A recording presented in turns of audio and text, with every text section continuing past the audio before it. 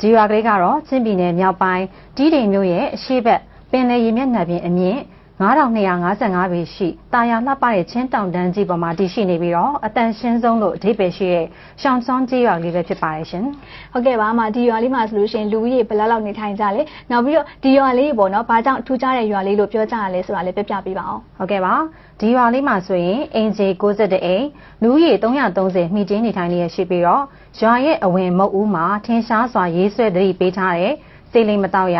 ကောမစားရစေရမငုံရ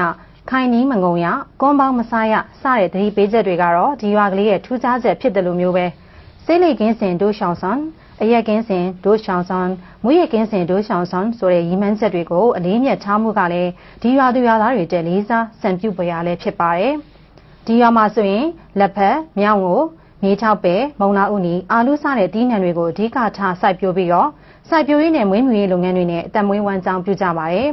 ဘာသာတရားကိုင်းဆိုင်တဲ့ရှောင်းစန်းကြီးရွာကိုတော့2009ခုနှစ်ဩဂုတ်လ20ရက်မှာစံပြကြီးရွာအဖြစ်နိုင်ငံတော်ကနေပြီးတော့အတိအမှတ်ပြုပေးခဲ့ပါတယ်။ဒါဒီမကသေးပါဘူးစံပြကြီးရွာဆိုတဲ့ဂုံဒရက်နဲ့အညီပဲကျေးလက်စေးပေးကံကျေးလက်စာကြီးတိုင်းသမဝရမအတင်းလီမိတက်အခြေခံပညာမူလာရန်ကြောင့်အထွေထွေအုပ်ချုပ်ရေးမှုယုံစတဲ့အခြေခံအဆောက်အုံတွေနဲ့ပြည့်စုံနေတယ်လို့မျိုးပဲတီးတိမ်ချင်းရှေးဟောင်းရင်ကျေးမှုနေအိမ်ပြတိုင်းခန်းသားထည်ဝါတဲ့နိုင်စဉ်အထိမ့်မဲ့ကြောက်တိုင်အမျိုးမျိုးနဲ့ဘာသာရေးအဆောက်အုံမျိုးမျိုးနဲ့စီကားထည်ဝါလာတဲ့လေးလာလက်ပတ်စရာကောင်းတဲ့ရွာလေးလေးဖြစ်ပါတယ်ရှင်ဒီအကြောင်းအရာကိုတော့မြန်မာလင်းသတင်းစာကနေရွေးချယ်တင်ဆက်ပေးခဲ့တာပါကျမတို့မြန်မာနိုင်ငံဟာရေမြေတဘာဝကောင်းမွန်ခြင်းမျှတတဲ့ရာသီဥတုရှိခြင်းယဉ်ကျေးမှုထုံးတမ်းစင်လာတွေစုံလင်စွာတည်ရှိခြင်းရှေးဟောင်းယဉ်ကျေးမှုအမွေအနှစ်တွေပေါ်များခြင်းစတဲ့စိတ်ဝင်စားဖွယ်အနေအထားကောင်းများစွာကိုပိုင်ဆိုင်ထားပါတယ်။အဲ့လိုထူးခြားစိတ်ဝင်စားဖွယ်ကောင်းတဲ့နေရာတွေကမှချင်းပြည်နယ်မြောက်ပိုင်းတီးတိမ်မြို့မှာရှိတဲ့ထူးခြားတဲ့ရွာလေးဖြစ်တဲ့ရှောင်းဆောင်ကျေးရွာလေးကလည်းတစ်ခုအပါအဝင်ဖြစ်ပါတယ်။တီးတိမ်မြို့ကိုတွားရောက်လဲပတ်သူတွေတိုင်းလိုတွားရောက်ကြတဲ့ရွာလေးဖြစ်ပြီးတော့တီးတိမ်မြို့ကနေ15မိနစ်ခန့်လောက်သွားမယ်ဆိုလို့ရှိရင်ရောက်နိုင်ပါတယ်။မတူညီတဲ့နေထိုင်မှုယဉ်ကျေးမှုဘာသာရေးကိုယ်ကွယ်မှုယုံကြည်မှုစတာတွေကိုလေ့လာခွင့်ရမှာဖြစ်ပြီးတော့ချမ်းအေးလှပတဲ့ကျေးရွာလေးတစ်ရွာဖြစ်ပါတယ်။ကျေးရွာရဲ့ဒီအသက်မွေးဝမ်းကြောင်းလုပ်ငန်းတွေကတော့တောင်ယာစိုက်ပျိုးရေးမွေးမြူရေးရက်ကန်းနဲ့လက်မှုပညာတွေကိုအဓိကလုပ်ကိုင်ပြီးတော့ရှင်သန်ရည်တည်ကြပါတယ်။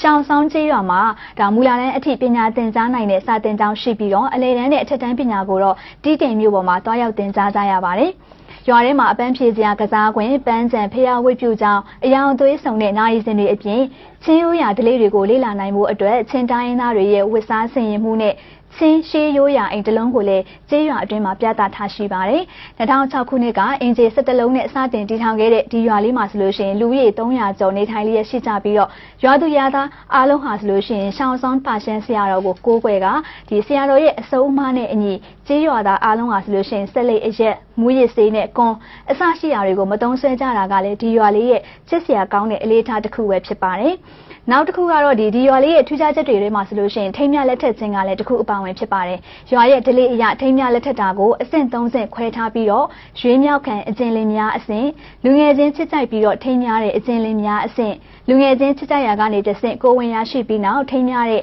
အညံစားအကျဉ်းလင်းများအဆင့်ဆိုပြီးတော့ခွဲခြားထားတာဖြစ်တယ်လို့သိရပါတယ်။ဒီလိုထူးခြားမှုတွေရှိတဲ့တောင်စလက်တို့ဖူးပွင့်ရာချင်းတောင်တန်းကြီးပေါ်ကနေပြီးတော့တာယာလှပတဲ့ရှောင်းဆောင်ကျေးရွာလေးကိုအလဲပတ်တွားရောက်နိုင်ကြစေဖို့အတွက်ဒီသတင်းကနေတစ်ဆင့်သတင်းကောင်းပေးလိုက်ပါတယ်ရှင်။